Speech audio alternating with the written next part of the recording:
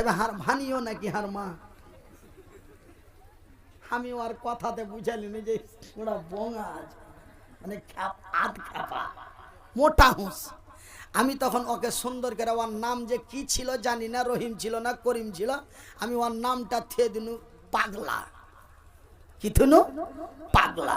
পাগলা মানে খাপা। এরে পাগলা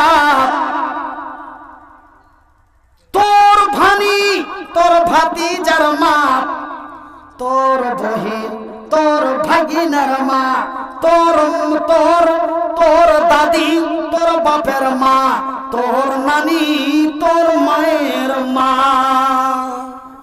এই দুনিয়াতে যত নারী আছে রে, সমস্ত নারীগুলি হলো এক অন্যের মা।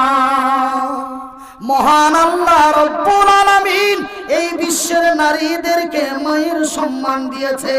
এই পৃথিবীর নারীদেরকে আমার আল্লাহ মায়ের ইজ্জত দিয়েছেন। মায়ের পায়ের নিচে আমার জান্নাত। ভাইজান, বিশ্বাস যদি না করো, নবীর হাদিসটি খুলে দেখো। আল্লাহর নবী, দয়ার নবী, বিশ্বের নবীর কাছে এই যে এমন একটা যুবক, এমন একজন নওজোয়ান, বয়সটা তার মোটামুটি 19 বছরের মতো হবে, এমন একজন নওজোয়ান তরুণ যুবক আল্লাহর নবীর কাছে চলে গেলেন। আল্লাহর নবীর কাছে যে ওই নওজোয়ান তরুণ আল্লাহর নবীকে বলেন, ইয়া রাসূলুল্লাহ, ইয়া হাবিবাল্লাহ, ওগো আল্লাহর নবী, ওগো দয়ার নবী, ওগো প্যারা হাবিব রাসূল গো, এক আল্লাহর সিজদা করি, এক আল্লাহর ইবাদত করি এবং আপনার কথা গলা মাইনা চলি। নবী গো, আল্লাহ এবং আল্লাহর নবীর পরে দরওয়াজাটা কার? আল্লাহর পরে আল্লাহর নবী, তারপরের নাম্বারটা কার? আল্লাহর রাসূল, দয়ার নবী, বিশ্বর নবী। তার পবিত্র মুখ দিয়ে তিনি সুন্দর করে ওই নওজোয়ানকে বললেন, তারপরে তোর মা। তারপরের নাম্বারটা কার? নবী আবার বললেন তোর মা। তারপরের নাম্বারটা গো নবী। তারপরেও আল্লাহর রাসূল বললেন তোর মা। একবার নয় রে, দুইবার নয় গো, রাসূল তিনবার মা শব্দটি ব্যবহার করলেন। তবে এই পৃথিবীতে মহান আল্লাহ রব্বুল আলামিন নারীদেরকে কত ইজ্জত দিয়েছেন। তাদের দিয়েছেন মায়ের সম্মান, তাদের দিয়েছেন মায়ের ইজ্জত। ওরা যেন আমার মা, আমি যেন ওদের সন্তান। মা গো, বোন রে, হাত দুটি জড়িয়ে বলি, মা তোমরা যেন আমার মায়ের মতো মা, তোমরা যেন আমার বোনের মতো বোন, তোমরা যেন আমার বেটির মতো বেটি। মা গো, বোন রে, আল্লাহ তোমাদের বড় ইজ্জত দিয়ে তৈরি করেছে, আল্লাহ তোমাদের বড় সম্মান দিয়ে তৈরি করেছে, আল্লাহ তোমাদের বড় মহামূল্যবান করে তৈরি করেছে। ভাই, মা গো, বোন রে, তোমরা রাস্তা পথে ঘাটে বাজারে অফিসে আদালতে যেখানে যাবে মায়ের সম্মান নিয়ে যাবে। কেন? তোমরা যে আমার মা, আমি যে তোমাদেরই সন্তান, আর তোমাদের পায়ের নিচে যেন আমারই জান্নাত।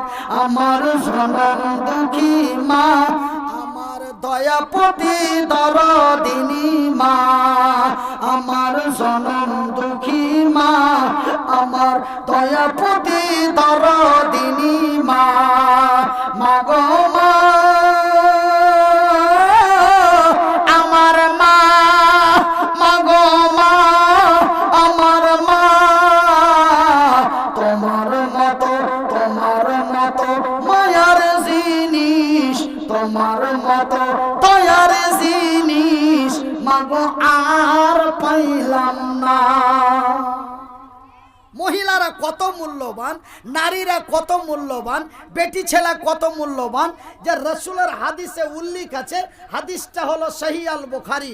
আল্লাহর রাসূল, দয়ার নবী, বিশ্বের নবী, তার পবিত্র মুখ দিয়ে বলছেন, রে বিশ্ব জগতের নর নারীরা, রে আল্লাহর বান্দা এবং বান্দিরা, হে আমার সাহাবী গণেরা, আল্লাহর আকাশের নিচে জমিনের উপরে মহান আল্লাহ তিনজন ব্যক্তির দোয়া গ্যারান্টি কবুল করে। কয়জন ব্যক্তির দোয়া গ্যারান্টি কবুল করে? কয়জন? 3 জন। নাম্বার 1, ওই লোকের দোয়া আল্লাহ ফিরিয়ে দেয় না যেই লোকটি হলো আল্লাহর জমিনে মুসাফির। ওই লোকটির দোয়া আল্লাহ ফিরিয়ে দেয় না, সেই লোকটি হলো মাজলুম। ওই লোকটির দোয়া আল্লাহ, ওই ব্যক্তির দোয়া আল্লাহ ফিরিয়ে দেয় না যেই ব্যক্তিটা হলো আল্লাহর জমিনে মা। মায়ের দোয়া গ্যারান্টি কবুল হয়, এটা আল্লাহর রাসূলের হাদিস। একবার জোরে বলি আলহামদুলিল্লাহ, আর একটু জোরে বলি আলহামদুলিল্লাহ। বিশ্বাস করবে না? বিশ্বাস করবে না? মায়ের দোয়া আল্লাহর কাছে গ্যারান্টি কবুল হয়, এটা বিশ্বাস হয় না? শুনালেন, আমার বয়সটা যখন 19 বছর ছিল। কয় বছর? 19 বছর। আমার বয়সটি যখন 19 বছর ছিল, একদিন রাত্রি 2টোর সময় পেশাব করার জন্য, ইস্তেঞ্জা করার জন্য উঠেছি। ইস্তেঞ্জা করে পেশাব করে ঘরে যাই, ঘরে দেখি মা রাত 2টা বেজে প্রায় 15 থেকে 20 মিনিট। ওই সমাজে দেখি মা যাই নামাজে বসা আল্লাহর দরবারে দোয়া করেছে।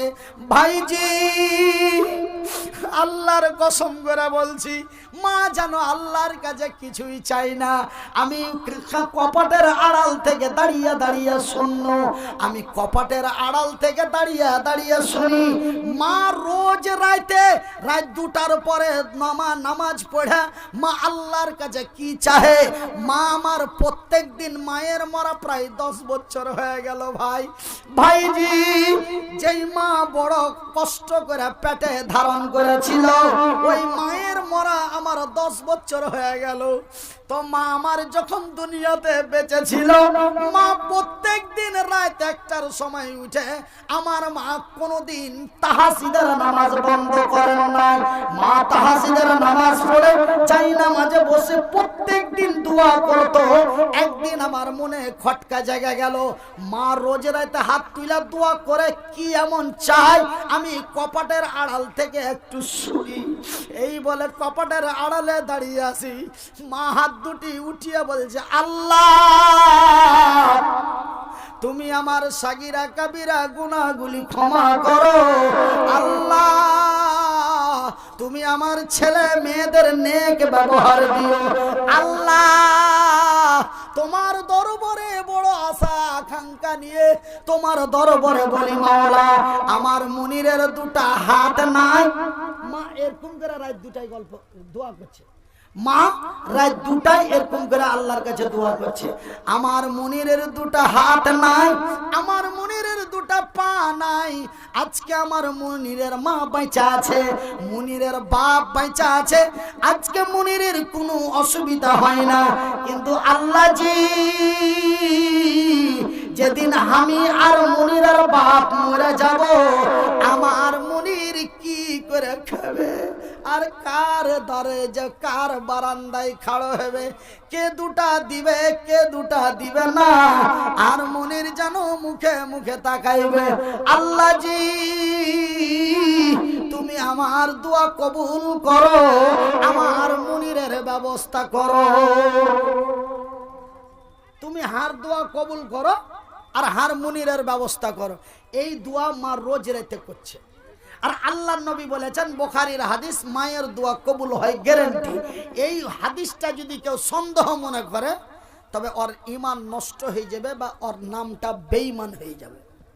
এতই গ্যারান্টি দিয়ে মার দোয়া কবুল করে। ভাইজান, আব্বা জানেরা, মা আমার জন্য কত কষ্ট করেছে জানেন? আমি আপনারাকে ওয়াজ কি শোনাবো, রাত্রি অনেক বেজে দিচ্ছে। এই জালসাটা মাদ্রাসার জালসা, আর এই মাদ্রাসাতে পড়ছে হার মা, এই মাদ্রাসাতে পড়ছে হার মা। কেন দুনিয়াতে যত মায়া লোক আছে, যত বেটি ছেলে আছে, সব মায়া লোক বেটি ছেলে হলো মায়ের জাত। ওরা আল্লাহ ওদেরকে মায়ের সম্মান দিয়েছে। আর মায়ের কত ইজ্জত, মায়েদের কত সম্মান, আল্লাহ তার পবিত্র কোরআনে বলছেন, বিসমিল্লাহির রহমানির রহিম, আর-রিসালু কাওয়ামানা আলান নিসাই বিমা ফাদ্দালাল্লাহু বাযাহু আলা বায। ওয়া বিমা আনফাকু মিন আমওয়ালিহিম। এই আয়াতটার বাংলা যদি বা উর্দু যদি আপনারা বুঝতে পারতেন, একজনের ঠোঁট বন্ধ করে থাকতে পারতেন না, সবাই চিলিয়া সুবহানাল্লাহ বলে উঠতেন। আল্লাহ মায়া লোকের কত ইজ্জত দিয়েছে, আল্লাহ মায়া লোকের কত সম্মান দিয়েছে। আল্লাহ তার পবিত্র কোরআনে বলছেন, আর-রিজালু কাওয়ামুনা আলান নিসা, পুরুষেরা হলো নারীদের সংরক্ষণকারী, হেফাজতে কারণে ওয়ালা। কেন না আমি আল্লাহ নারীদের চাইতে পুরুষদের শক্তি বেশি দিয়েছি। মায়া লোকের থেকে মদ লোকের শক্তি বেশি দিয়েছি। কেন বেশি দিলাম রে? ওরা যেন বড় সম্মানিত জাত, ওরা যেন মায়ের জাত। আমার বান্দিরা বাড়ির ভিতরে আইস আরাম করবে, আর আমার বান্দারা কষ্ট করে উপার্জন করে তারা আয় ইনকাম করে লিয়েছে যেন ওরাকে বাড়িতে বসে বসে খাওয়াইতে পারে, ওদের ইজ্জত করতে পারে, ওরকে দিনের খাবার দিতে পারে, রাতের খাবার দিতে পারে। এই জন্য আমি আল্লাহ তাদেরকে শক্তিশালী করে বানিয়েছি, তারাকে শক্তিশালী করে বানিয়েছি। আমি একজন পুরুষ ভাইজি, এই যে দেখেন পা নাই হাত নাই, তবু আমি একটা পুরুষ। আল্লাহ আমাকে পুরুষকতা ক্ষমতা দিয়েছে। কিন্তু পুরুষ হয়া যদি তোমার পুরুষকতা ক্ষমতা না থাকে, তবে আল্লাহ রসুলের ভাষায় বলা হয়েছে তোকে লামুরাদ। লামুরাদ মানে হিচড়ে, লামুরাদ মানে ভাড়োয়া। তোর বহু তোর মোটর সাইকেলে চড়তে পছন্দ করে না, ওর খালাই তো ভাইয়ের মোটর সাইকেল পছন্দ করছে, আর ওর খালাই তো ভাইয়ের মোটর সাইকেলে চড়া ওই কিষানগঞ্জ যাচ্ছে। আর তুই কিছুই কইতে পারিস না, তুই হলি ভাড়োয়া। তোর মতন বেটা ছেলেকে আল্লাহ বিয়ে করতে নিষেধ করেছে, তোর মতন বেটা ছেলেকে আল্লাহ নবীও বিয়ে করতে নিষেধ করেছে। কেন? একজন ইজ্জতময় নারীকে নিয়ে যে তুই যদি তার ইজ্জত করতে না পারিস, তুই যদি তার পরিচালনা করতে না পারিস, তুই যদি তার সম্মান করতে না পারিস, খবরদার রে, খবরদার রে, তুই ওই মেয়েটাকে বিয়ে করিস না। কেন? আমি তাকে সম্মানিত জাতি করে তৈরি করেছি। ভাইজান, এই বিশ্বের নারীদেরকে আল্লাহ কত সম্মান দিয়েছে। আমার মতন পুরুষ হযরতে আদমকে তৈরি করেছে ফাঁকা ময়দানে, মরুভূমিতে। আর এই মায়ালোককে আল্লাহ কত ইজ্জত দিয়েছে, যে আল্লাহ মায়ালোককে তৈরি করেছে তথা হযরতে হাওয়াকে তৈরি করেছে জান্নাতের ভিতরে। একবার জোরে বলি সুবহানাল্লাহ। ভাইজান, আজকে আপনাদের কাছে আমি বলবো, এই মায়ালোকের লেখাপড়ার ব্যবস্থা আপনারা করেছেন, এই মহিলাদের লেখাপড়ার ব্যবস্থা আপনারা করেছেন। আল্লাহ আপনাদের জান্নাতবাসী করুন, আল্লাহ আপনাদের কল্যাণময় করুন, আল্লাহ আপনাদেরকে বিনা হিসাবে তার জান্নাতে দেয়। কেন? আল্লাহ আপনারা এই মতো মহিলাদেরকে, এই মতো বেটি ছেলেগুলাকে, এই মতো আল্লাহর বান্দিগুলাকে আপনারা লেখাপড়ার ব্যবস্থা করে দিয়েছেন, লেখাপড়ার সুব্যবস্থা করে দিয়েছেন। ভাইজি, লেখাপড়ার কত দাম, লেখাপড়ার কত মূল্য, যে এই পবিত্র কোরআনে 6666টা আয়াত আছে, তার মধ্যে প্রথম আয়াতটা আল্লাহ তার জমিনে পাঠিয়েছে, ইকরা বিইসমি রাব্বিকাল্লাযী খালাক, খালাকাল ইনসানা মিন আলাক।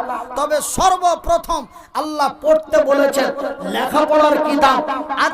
আজকে যদি আমি লেখাপড়া না করতাম, আজ যদি হার ভিতরে শিক্ষা না থাকতো, আজ যদি আমি লেখাপড়া না করতাম, আমাকে কেউ কুত্তার সম্মান দিত না।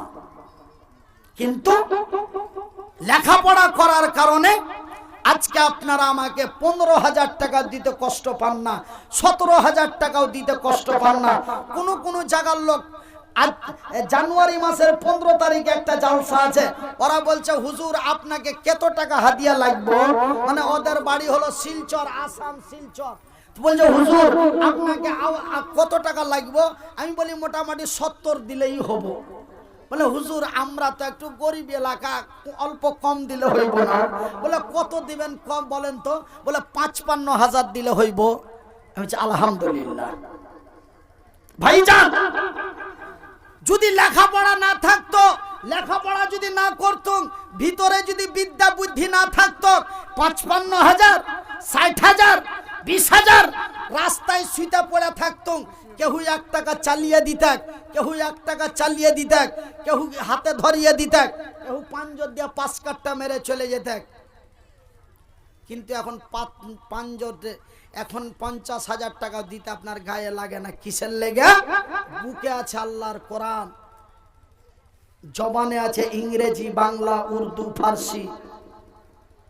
সর্বশিক্ষা অর্জন করার কারণে আজকে জায়গাটা এখানে, জায়গাটা ওইখানে লয়। তবে লেখাপড়ার কি দাম! আর পবিত্র কোরআনের সর্বপ্রথম আয়াতটা আল্লাহ নাজিল করেছে ইকরা। ওই ভ্যানেরা তো ছিলেন নবী গর হিরাতে। বুঝতে পারছেন বাংলা কথা? ওই ভ্যানেরা, ভ্যান মানে ধ্যান, আল্লাহর জিকির। তো মক্কার মাটিতে এবং মদিনার মাটিতে দুটো গুহা ছিল। একটা খালের নাম হলো, হারা ভাটিয়া ভাষা বলি খাল নাকি, একটা খালের নাম হলো গারে হেরা, আর একটা খালের নাম হলো গারে সোর। গারে সোর ওই খালটাতে আল্লাহর নবীকে আল্লাহ বাঁচিয়েছিল, ওই খালের ভিতরে ভরে দিয়ে আল্লাহর নবীকে আল্লাহ বাঁচিয়েছিল। আর গারে হিরাতে আল্লাহ কোরআন পাঠালছিল প্রথম আয়াত ইকরা। তো আল্লাহর নবী কাফের বেদিনের ভয়ে গারে হিরায় আল্লাহর জিকিরে মগ্ন ছিল। ওকে বাংলা ভাষায় বলে ধ্যান। ওই ভ্যানেরা তো ছিলেন নবী গারে হিরাতে। এ ফুরকানে হামিদ, এ ফুরকানে হামিদ নাজিল হলো জিবরিল দ্বারাতে। এ ফুরকানে হামিদ নাজিল হলো জিবরিল দ্বারাতে। ইকরা বলে রুহুল আমিন, ইকরা বলে রুহুল আমিন। আমি জানি না পড়িতে, এ ফুরকানে হামিদ নাজিল হলো জিবরিল দ্বারাতে। জিবরাইলের হাতখানায় ধরলো চেপে নবীর সিনা, জিবরাইলের হাতখানায় ধরলো চেপে নবীর সিনা। এমনি করে নবী আমার লাগিলেন পড়িতে। ফুরকানে হামিদ নাজিল হলো জিবরিল দ্বারাতে। জেলা পরিষদ উম্মেদওয়ার, আচ্ছা, নাসিক নাদির 6,000 টাকা। 6,000 টাকা। মাশাআল্লাহ, জোরে বলি আলহামদুলিল্লাহ। তো ভাইজান, আমি মনিরউদ্দিন এই কথাগুলাই বলছিলাম। আর বলতে বলতেই ওই জেলা পরিষদ সাহেব আমার নাসিরউদ্দিন, নাসিক নাদির। আচ্ছা, এইগুলাতে আপনাকে বিহারে জালসা করতে আসি তো দেখি লেবেন্টিয়ালা ঘুরে বেড়ায়। আপনারা মানা করেছেন নাকি কোন লেবেন্টি? ওরা মানে যে কি মানুষের ভিতরে ভিতরে লেবেন্টি বেচে বেড়ায়। তো আমি ভাবনু যে কি কমিটিকে আর কি কহবো, তো হয়তো ঘুরে বেড়াবে, তখন লেবেন্টিওয়ালা 8 কাপ দাও তো। আমি খুব খেয়াল করছি, কিন্তু কোনো লেবেন্টিওয়ালার চোখে পড়ে না। তো ভাইজান, লেখাপড়ার কি দাম, লেখাপড়ার কি মূল্য, আপনারাকে কোনো জায়গা ঝুড়ে দেখতে যেতে হবে না। আপনাকে চেয়ারের ওপরই পয়সা আছে। লেখাপড়ার কি দাম, লেখাপড়ার কি মূল্য, এই লেগে আপনারাকে জোরহাত করে কহবো, ছেলে পিলেকে গন্ড মূর্খ করিও না, লেখাপড়া করাও। সে বেটা হয় আর বেটি হয়, বেটা হয় আর বেটি হয়, লেখাপড়া করাও। ভাইজি, যখন বয়সটা 12-14 বছর ছিল, তখন খালি মাকে কই দু আমি পড়বো না। হার বেটা, হার ধন, তোর ভিতরে যদি বিদ্যা বুদ্ধি থাকে, হয়তো তোর কোনোদিন কোনো নিরাপত্তা লাগতে পারে। এরকম করে মা বুঝালছে। হ্যাঁ, ওরাকে মানে যে কি পড়ালি স্কুল কলেজে, আর হাত ঠ্যাং নাই হাত নাই, তার লেগে হাঁকে মাদ্রাসাতে ফেলেতে পরের বাড়িতে খাওয়াছি না রে বেটা, ওগুলা কইস না, হাত ধন, আল্লাহ মন তাড়বে। ওরা বিয়ে পাস করেছে, 3rd ইয়ার 8 ইয়ার পড়েছে, কিন্তু উঁচা আল্লাহ হামাকেই রেখেছে। জোরে বলি আলহামদুলিল্লাহ। রাইট গেলে 15,000 নরমাল, এটা সব থেকে নরমাল।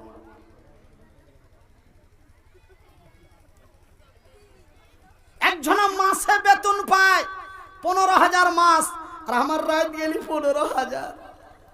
আলহামদুলিল্লাহ বলেন। এটা কিসের বিনিময়, এটা কিসের ওসিলা? এটা হলো কোরআনের ওসিলা। সেদিন মা আমাকে এই লেগে বুঝাছিল, আমি এই জন্য, আমার একটা শিক্ষক ছিল হ্যাঁ শামীম রেজা, কত জেলা পরিষদ, এটা ফের কেমন জেলা পরিষদ? হ্যাঁ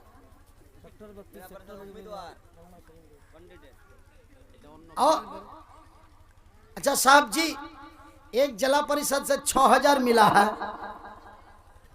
अब मौलाना है इसलिए कम है, इसमें बरकत भी ज्यादा है। तो इसको कम से कम तो जोड़ा लगाइए हजरत। हाँ अच्छा माशाल्लाह जज़ाकल्लाह खैरन जज़ा। 2 जिला परिषद मिलके 7000 रुपया मिला, जोर से बोलिए अल्हम्दुलिल्लाह। 2 জন জেলা পরিষদ এসে গেল, পরিমাণে দেখো টাকা 7000 দিল। আলেম একজন মাওলানা জেলা পরিষদ নাম পাওয়া গেল, মাত্র 1000 টাকা দিয়া গেল। আরো জেলা পরিষদ বান্দা তোর আসিয়া 6000 টাকা দিল মাদ্রাসা লাগিয়া, মহিলা মাদ্রাসা বানাবো বলে দিয়া দিল দান, এ কবুল করো গো খোদা পাক সুবহান।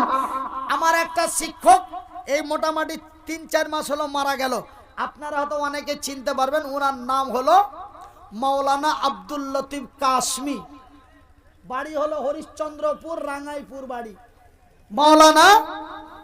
মাওলানা আব্দুল লতিফ কাশমি, ও বেচারা আমাকে মিজান পড়াইতো। কি পড়াইতো? মিজান বলে এখানটার নাম, এখানটা বইয়ের কেতাবের নাম হলো মিজান মুনসাই। তো ওই মিজান পড়া চলো, তো একদিন আমাকে শেখা বলছে, ফালা ফালা ফালা ফালা করে শেখা গালা মুখস্থি করতে গেছে, আমি কিন্তু পারিনি। তার